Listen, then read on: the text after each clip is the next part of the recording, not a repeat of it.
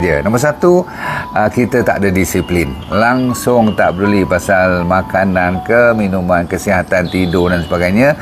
Gaya hidup tu dia kata apa, selagi hidup, selagi masih boleh makan, kita makan dulu. Tak ada disiplin lah tu. Nombor dua, saya cerita tentang tidur. Jangan main-main tau.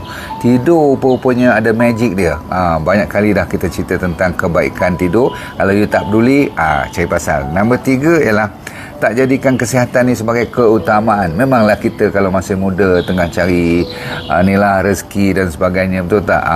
Kadang-kadang tak peduli sangatlah badan buncit tak buncit semua tu, asalkan kita dapat beri nafkah dan sebagainya. Tapi jaga baik-baik. Kesihatan tu adalah antara pembantu utama untuk you cari rezeki pun. Lepas tu tak mau kerja kuat untuk bantu kesihatan. Terutama sekali kalau kita cakap pasal exercise lah kan. Faham-faham lah tu. Lepas tu suka pula berkawan dengan kaki yang tak kisah juga. Semuanya badan best-best belaka. Seronok pula tu, ketawa mengopi semua. Tolong sikit. Bila sakit besok, you rasa dia nak jumpa you hari-hari, nak melawat you hari-hari. Sorry babe. Lepas tu tak mau lepaskan dalam otak tu, nak simpan dendam, marah, iri hati dan sebagainya.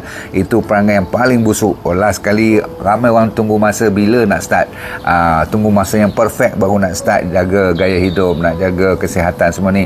Tolong jangan tunggu tahun depan, boleh?